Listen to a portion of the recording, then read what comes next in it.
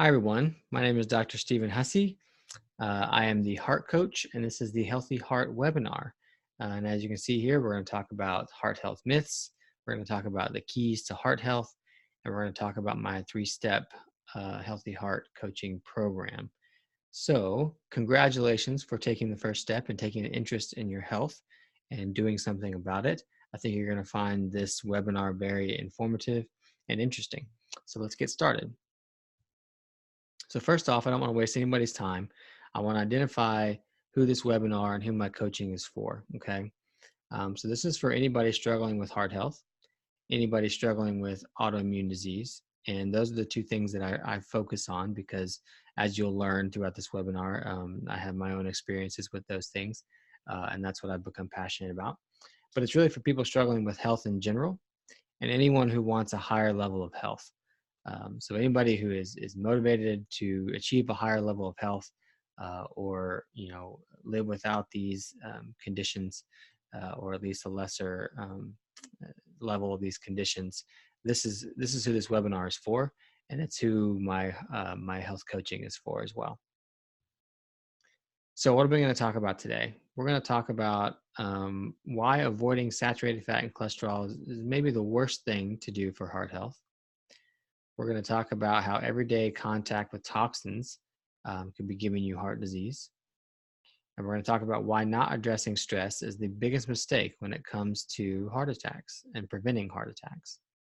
We're also going to talk about my health story, so you're going to learn a little bit about me and why I'm passionate about what I'm passionate about. And we're going to talk about the 3 steps to heart health. That is my 3-step healthy heart and just health in general coaching program.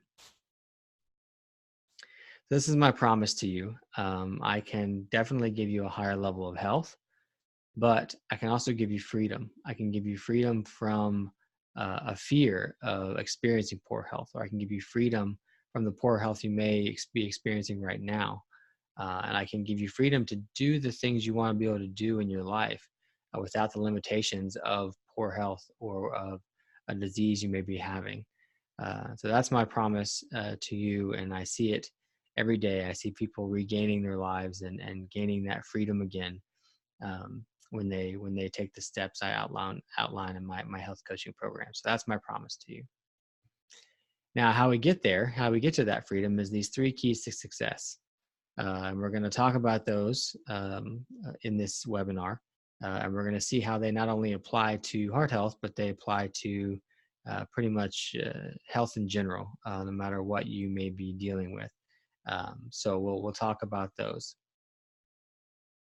But first, I want to ask you some questions, and I want you to see if this sounds like you. Are you tired of poor health? Are you tired of waking up every day, not knowing if it's going to be a good health day or a poor health day, or just having poor health or bad health day in and day out even? Are you tired of that, and are you over it? You want to get you want it to be gone. Are you tired of not getting answers from doctors and health experts? These are the people that we rely on for our health information, and rely on them to keep us healthy and give us good advice.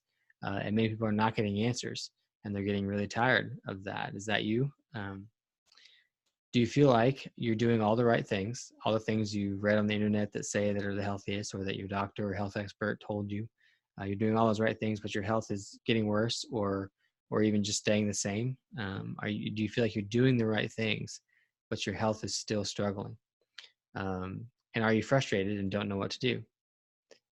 Does any of this sound like you? I want you to just think about that and see if that identifies with you. Well, here's the truth here is that none of this is your fault. If you feel this way, it's not your fault. Most of the time, people who feel this way, this is a result of a lot of bad health information that's out there on the internet. The internet's a great way to share information, but lots of times it can be bad information. It's also the result of doctors not being trained in how to create health, but just being trained in how to diagnose or identify a disease or a symptom, and then give a drug or a surgery or something like that to mitigate that symptom. So our healthcare system is not quite set up to give people a high level of health. It's more like sick care. They take care of sickness, but they don't create health.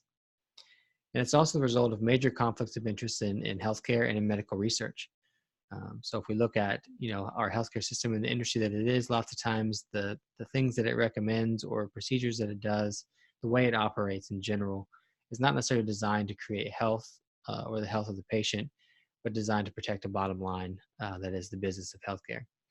And then there's lots of money floating around in medical research and in academia that influences what studies are done, how they're done, that kind of stuff. And so we get a lot of um, skewed medical research as well. So none of the things is your fault, but we just have to figure out how we get around these things, how we take back control once we know these things, so we can achieve a higher level of health. There's a much better way than doing these things.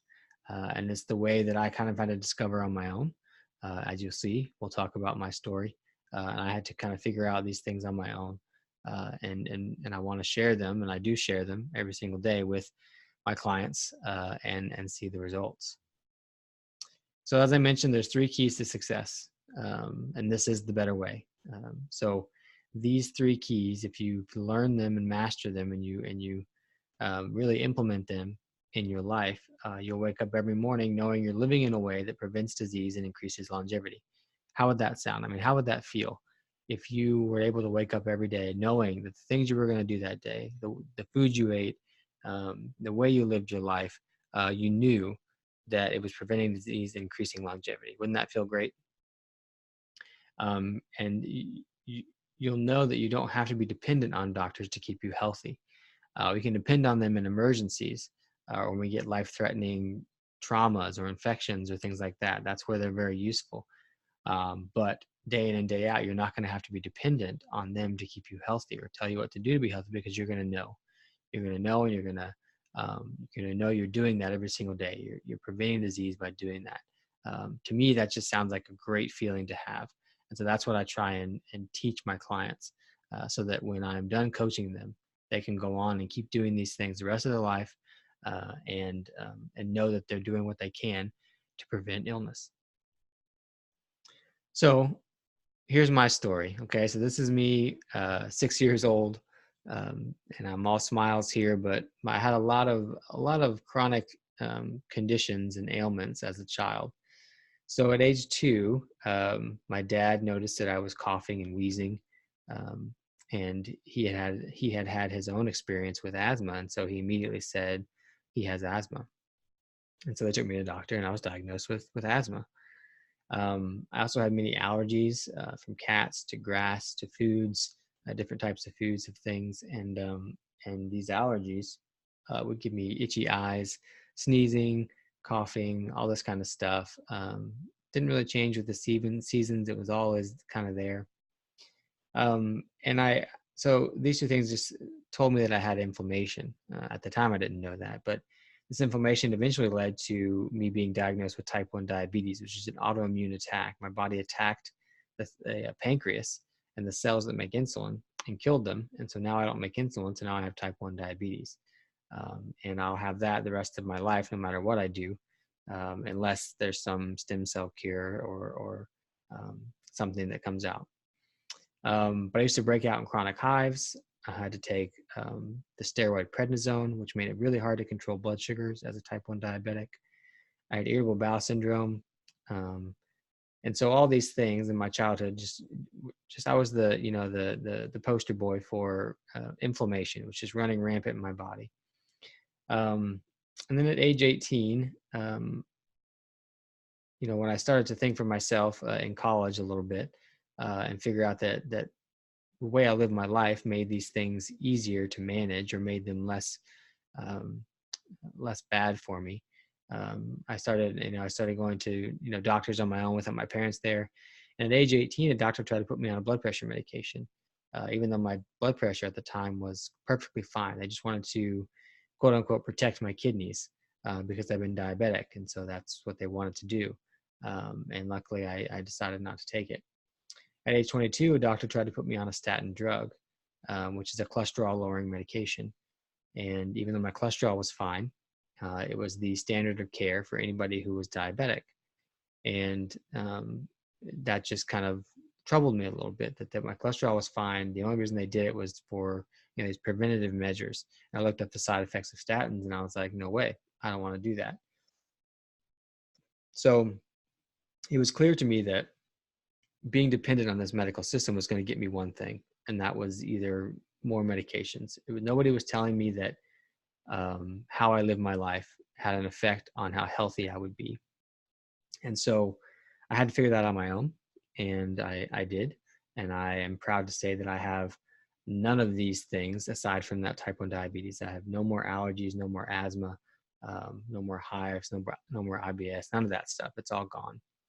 And then I went through and got my medical education. I'm a chiropractor. I also have a master's degree in human nutrition and functional medicine.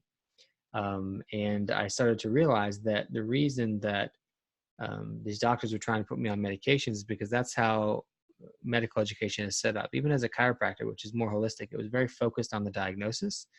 And if you don't know the diagnosis, you don't know how to treat. And so when someone came in and with symptoms that didn't exactly match a diagnosis, he didn't know what to do with them. They didn't know how to tell them to create health or to get rid of this symptom. They would just try a different drug and see if it worked. And if it didn't, you move on to the next one. And so this was kind of what led me to what I'm doing today. And so for me, going to endocrinologists my whole life, as a type 1 diabetic, I'd always see these posters in the doctor's office that said, diabetics are 2 to 4 times more likely to get heart disease, and you'll have complications such as your eyes will go bad, and you'll lose feeling in your hands and your feet, and your kidneys will go bad. And I was told that was all because of vascular damage. And so I've spent a lot of time in my life figuring out how to achieve the highest level of cardiovascular health because of my predisposition to the disease, supposedly because of type 1 diabetes. And I will tell you that I'm not scared of getting heart disease at all anymore. So that's my story, and that's why I do what I do. Now, some of you may be sitting there saying, well, that's just you. Just because you were able to do those things doesn't mean that I'll be able to. But I'll go ahead and tell you that you totally can. We are all different genetically, but we've now discovered the science of epigenetics that tells us that you may be predisposed to a certain condition, but whether or not that condition or that symptom expresses itself as that condition is entirely dependent on the way you live your life and the environment that your body's in. So if we change the environment, we get a different genetic expression and we get no chronic disease. And so that's what I help teach people to do. So I do this through coaching, okay? And I've found that I get better results coaching than I ever did in clinical practice as a chiropractor. And I feel this way for a few reasons. I think that it's allowed me to help people be more free of disease, have freedom in their life and no limitations from those diseases, live the life they want, and again, no limitations. And I think that it does this because I have a more personal relationship with the client. And I'm also able to be in contact with them more regularly rather than just waiting for them to come back to the office. And I put this picture up here of Coach Mike Krzyzewski of Duke. And it says, play hard, be Duke, fight. And Duke's a great basketball team, and they are year in, year out. But I joke that this is their grandmaster plan, is to play hard, be Duke, and fight. But sometimes that's what it takes. Sometimes that's what a coach has to do. They don't just tell you what to do and how to do it, but they motivate you as well. And so that's why I think coaching, I've been able to get better results from. So that's what I like to do, online health coaching. So here we are, finally, there's 3 keys to success, okay? And we're gonna learn about them in regards to heart disease. And you can apply them to pretty much any chronic condition or ailment, but we're gonna talk about them in the aspect of heart disease. So the 3 keys to success as far as health goes, to achieving health, is to make your body fat burning, so teach it how to burn fat, reduce oxidative stress, which we'll talk about what that is, and to balance your autonomic nervous system, and we'll talk about what that is as well. So heart attacks have very little to do with saturated fat or arterial blockages in our coronary arteries. And we're going to learn about what actually does cause a heart attack using these 3 keys to success, these 3 imbalances that we can rebalance and create better health. So we're going to do that with regards to heart disease. So here's the 3 steps to heart health. Teach your body to burn fat by eating lots of the right types of fat. And consequently, this will also give you more energy, which is a nice little plus. Decrease oxidative stress, which are free radicals in the body, which we'll talk about, to stop artery damage and stop the depletion of nitric oxide, which is a key molecule in preventing a heart attack, which we'll go into. And then balance your autonomic nervous system, or stimulate the vagus nerve. And so that's basically our stress response. We can get an imbalance in our stress response, and we need to stimulate the vagus nerve so that we can rebalance that stress response. So we'll talk about that. So let's go through each of these in more detail. So burning fat for fuel. So this guy is Ancel Keys, and he is famous for basically coming out with the idea that cholesterol and saturated fat are bad for us, and that the LDL number that we measure in the blood, the LDL cholesterol, is the best indicator for whether someone has heart disease or if they're at risk for a heart attack.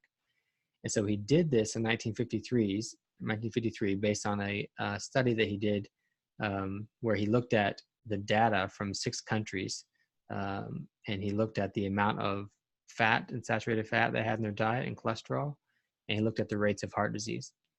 And he noticed a correlation between the amount of fat that a country ate and their incidence of heart disease. Now, he did something very wrong, and that was that there was data from 22 different countries at the time, and he kind of cherry picked the countries that he thought would give him this correlation. So he only used 6.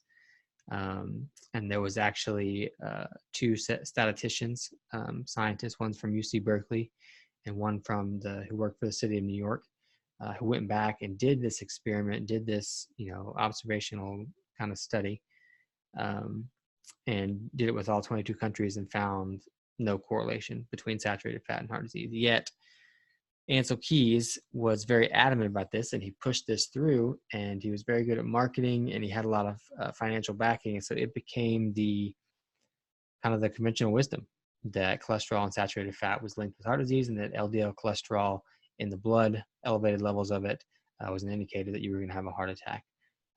And it was absolutely wrong, and it set us back about 60 to 70 years. Now, more modern research, more recent research, like in this one in 2015, where these researchers reviewed all the latest research pertaining to saturated fat, polyunsaturated fat, and carbohydrates and their relationship to heart disease, and concluded that there is no link between total dietary fat or saturated fat and heart disease. Okay. Another study in 2009 that included 231,836 people in 541 hospitals, which ended up being about 60% of the people admitted for heart attacks during that time, or from 2000 to 2006. They measured the cholesterol levels within 24 hours of admission. So people were coming to the hospital with a heart attack, and within 24 hours, they took a blood test and measured their cholesterol levels. 75% of the subjects had normal LDL cholesterol levels, and 50% had optimal levels. So if LDL cholesterol is what tells us if we're going to have a heart attack or not, then why are these people who were having heart attacks had normal or optimal levels of LDL cholesterol? Doesn't quite make sense. So more research here in the Framingham Heart Study, which is probably the most popular study on this subject.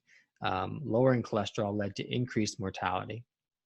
And then a study published in 2016 found that 92% of elderly people with cholesterol levels considered high lived longer than people whose weren't considered high. And low total cholesterol is associated with hormonal imbalances, anxiety, depression, suicide, heart failure, stroke, kidney disease, violence, dementia, Alzheimer's, Parkinson's, higher infection rates, birth defects, and cancer. And that's because cholesterol is a very, very important molecule. It has a lot of very important things in our body. And if we take it away from our body, we end up getting these types of symptoms. So clearly, Ancel Keys' theory that high cholesterol in the blood is a problem doesn't quite match up with the more modern research that we have today. And Ancel Keys' research was epidemiology, which there's lots of flaws with epidemiology. We can't really say that there's a cause. We can just say there was an association between the two, but we can't say it was causing it. So lots of issues there. Now, the other interesting thing, that this is the most important thing, is that fatty acid oxidation, or burning fat for fuel, which your body can do, makes up about 70% of the ATP that your heart produces. ATP is the energy molecule of our cells. And so 70% of your ATP in your heart cells comes from burning fat. Your heart really likes to burn fat.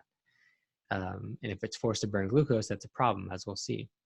And so if we add burning ketones to the mix, which is the byproduct of burning fat, we also make ketones. And if we are allowed to burn those as well, we can increase heart efficiency by 28%. Okay, so it's very, very important that our heart is allowed to burn fat and ketones. Now, the third one, or the second one, we're gonna move on here, and we'll tie them all together at the end. But the second one here is oxidative stress. So what is oxidative stress?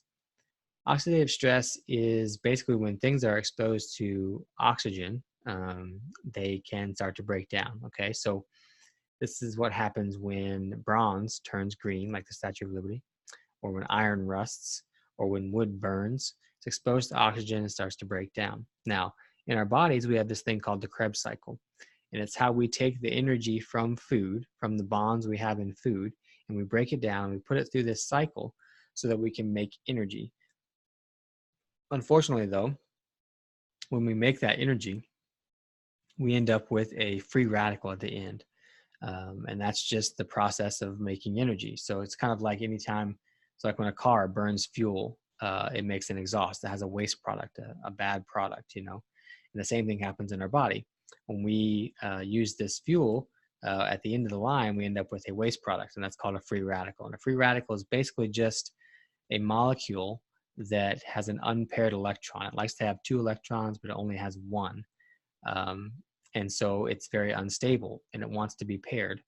So it will go to great lengths, and it will do anything it has to find that pair, including stealing that electron from a healthy tissue, which can cause damage.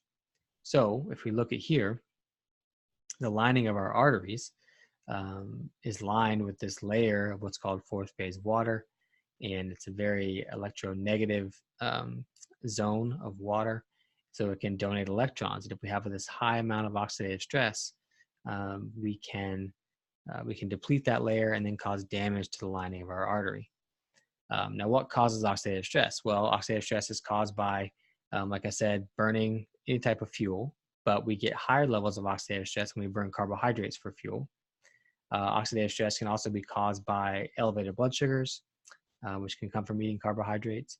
It can be caused by toxin exposure. So if you're exposed to toxins like heavy metals or artificial fragrances, or there's just countless toxins that end up creating oxidative stress in our body.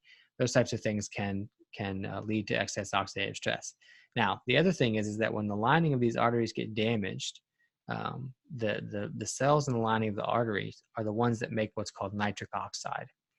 And nitric oxide, you can see here in this diagram over there, it's NO over there, is what allows the proper stress response to get relayed to cells in our body, especially heart cells.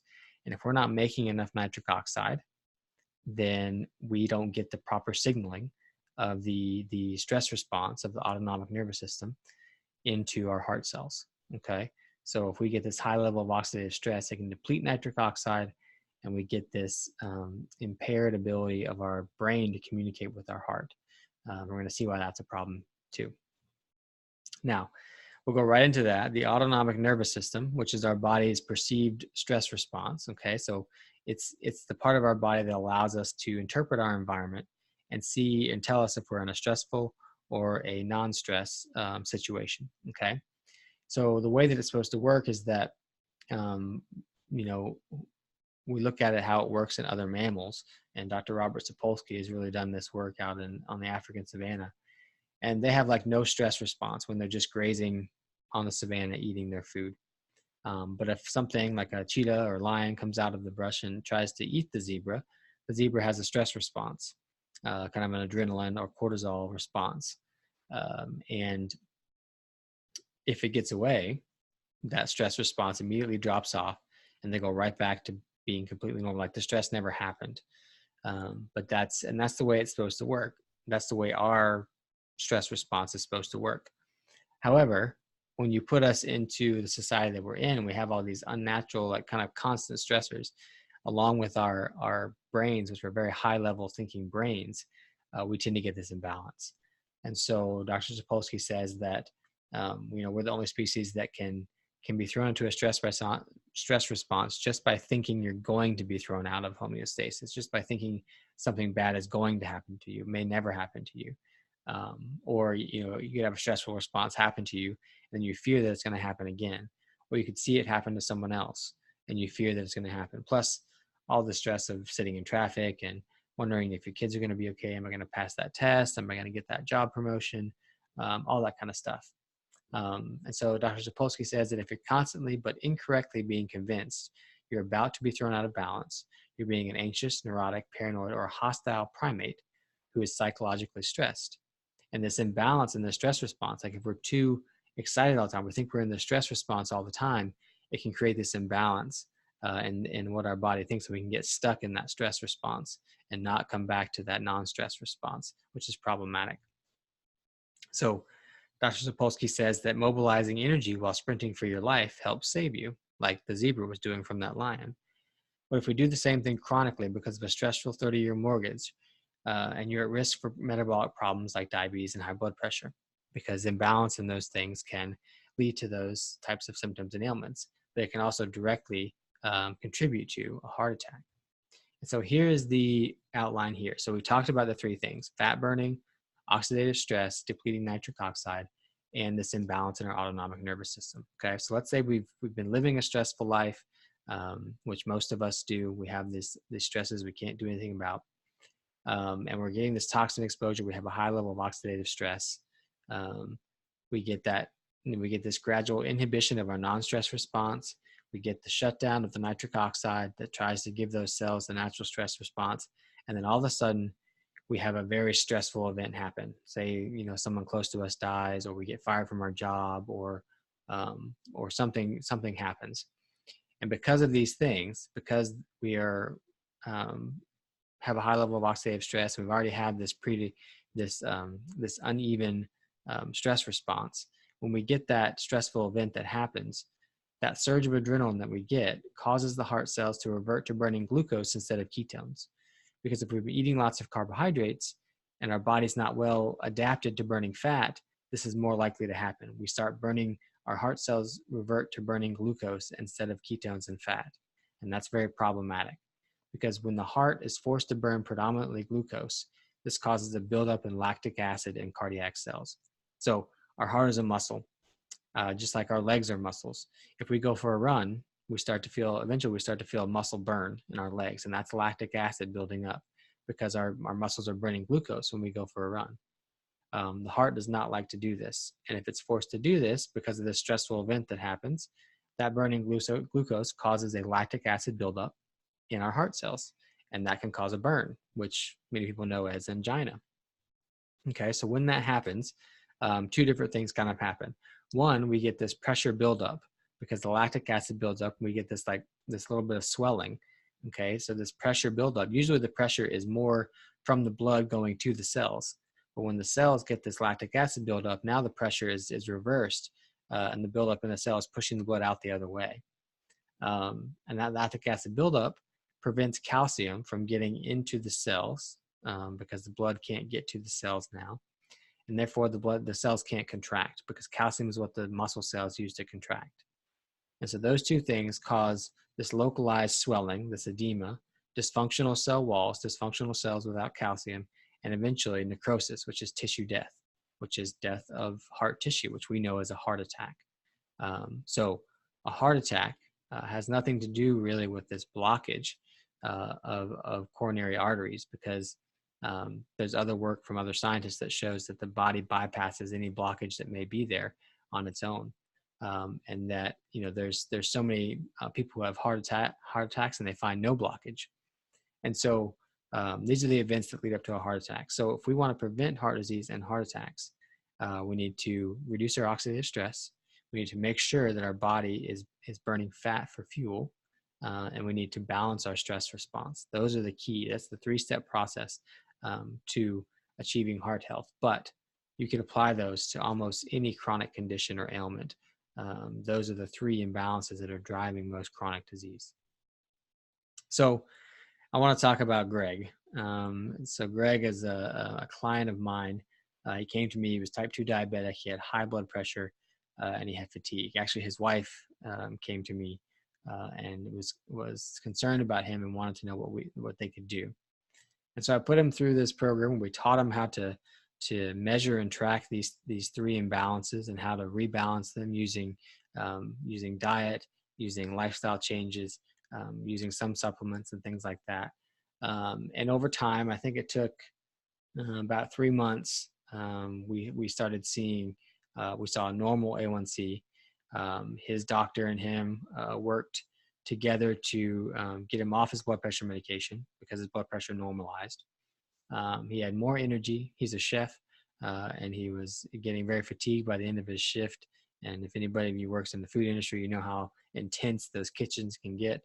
So he had more energy to finish the shift and be on top of his game. And by the end of it, I think it took about 6 months of them doing what they were doing.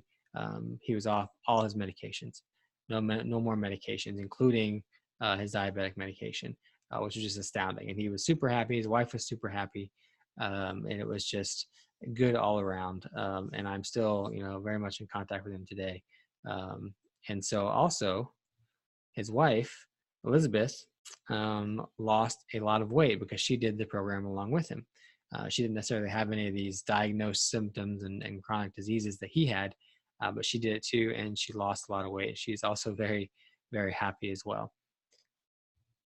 So these are the types of results I get with my clients. I help them lower their cholesterol. And there's certain, with the diet that I recommend, there's a certain amount of people that, their cholesterol goes up. But cholesterol, like I've told you, is something that Ancel Keys kind of put out there, and it's not really an indicator for heart attacks and heart disease. We're really more concerned about inflammation. So we reduce the risk of people having heart attacks. We get lower blood pressures. People have more energy. They lose weight. Often I'm not focused on helping them lose weight, but that's what happens when we do these things. Their doctor oftentimes takes them off their medications. And I've had clients who their doctor won't take them off medication, so they find a new doctor because they want to get off them. And people get freedom from the fear of heart disease or just poor health in general. I give them the tools they need so they can live their life, they can take back control of their life, and live in freedom from the fear of these diseases. Now, behind every success is a great coach. And I oftentimes am reminded of this when I think about athletes. I see these athletes do these amazing things, but I realize that there's a lot of very gifted athletes that never really make it to the top, like Michael Jordan did. And I see that often. I see a lot of guys coming out with a lot of promise coming out of college or coming out of high school, and they never really materialize in anything. And it may be due to coaching or maybe be due to attitude problems, but Michael Jordan would not be who he is seen as today without the coaches that he had. He had Dean Smith, and he had Phil Jackson. So Phil Jackson, they won 6 championships together, but Phil Jackson has 13 championships, 11 as a coach and 2 as a player. So there's something about him that definitely, combined with Michael Jordan's talent, allowed them to be very successful. And Phil Jackson went on to be very successful with other gifted players as well. And so behind these successes was this great coach. And so I often, I have to remind myself of that because I need coaches in my life as well. I need people who coach me and guide me to be successful and those types of things. And so, you could sit there and say that you can try and research these 3 things on your own and try and do it yourself. But the accountability piece, the motivating piece, I think is key. And that's why I love health coaching. And I think that every success needs a coach. So what are the 3 characteristics of a coachee? Number 1 is that they're coachable, that they're actually going to listen to the guidance that I give and the recommendations that I give, and they're going to put their whole heart into doing that. Heart, no pun intended. But And that they're motivated. They're actually motivated to achieve health. That they're going to do the work. They're not just going to think that we're going to, give them some supplements, and that they're going to achieve heart health. They're actually going to, change some things, and they're motivated to do that kind of stuff. And they're committed. They know that achieving health is not going to be a 1 week process. And sometimes we get quick results, sometimes we don't, but they're committed to whatever length of time it's going to take to get them health. And they're committed to keep doing it after we've achieved the health that they want. They realize that it's going to take the work to maintain that health. And so those are the three characteristics: coachable, motivated, and committed. Now you have a choice. Like I said, you could take this information and try and do it yourself, or you could have me show you. And that's what I would love to do. It's what I do every day with clients. It's the most rewarding thing that I do in my life, to get people to achieve higher levels of health. And so I hope that you choose to let me help you out. Now remember, my main goal is to give people freedom. I focus on getting them better health, but in turn that gives them freedom to do what they want in their life with no limitations, to not miss out on the things that they love, whether it's traveling or being with their family or whatever it may be. I want to help people do that and be the best they can be in this world. So how do we do that? What's the next step? The next step is a health coaching call. This is a call that will help us identify what it is that you want or you need, what you're looking for as far as health coaching. It can help us identify what may be holding you back. What has gotten in the way before when you tried to achieve health. It could be the wrong information. It could be lack of motivation. It could be anything. That'll help us identify that. It'll help us see if this is a good fit. Make sure that we are a good fit for each other, to make sure that we are successful. We get the result that we want. And then also we'll start to get a game plan for what it's gonna take to be successful. And that's what this health coaching call is for. It's free. It's a 15-minute call where we go through the kind of a set of questions that I have that will help us identify these things, and get that game plan for success. Now, why is it free? It's free because we don't know each other, and you've got to know a little bit about me, but I like to get to know people before I take them on as clients. And I wouldn't expect anybody to pay me anything until we know each other and we know it's a good fit. But also so that you know what it's going to take. I think you've gotten the sense of what it's going to take from this webinar on your end, but there's a little bit more that we talk about in that 15-minute call. And once I get a little bit more information about you, I can tell you more about what it's going to take for you personally. So that's why it's free, and it's 15 minutes, and then we'll get going from there. So this is for you if you're motivated to achieve health, you're committed to doing what it takes, you're ready to take action now, you're coachable, and you believe that you can achieve a higher level of health. So these are all things. That's the last one is probably the most important. You believe that you can achieve higher level health. You haven't given up hope. You know that if you make the right changes, you will get better health, and you truly believe that. Now, in order to book this coaching call, all you have to do is go to my website, which is resourceyourhealth.com, and you scroll down to the bottom of the homepage, and there you'll see one of the podcasts I did with Paleo Valley. And just below that, it says book an appointment with Calendly. And you go on there and you can pick a time. I have the times that I have available there. You can pick one for yourself. And when you do that, I'll be sending you an email, and we'll talk at that time, and we'll go from there. So that's it for this webinar. I hope to see you soon, and I hope you enjoyed it and thought it was informational. And if this doesn't sound like it's for you, hopefully you got something out of it, at least some sort of information that's going to be useful for you down the road. All right, that's it. Good luck, and hopefully we'll talk to you soon.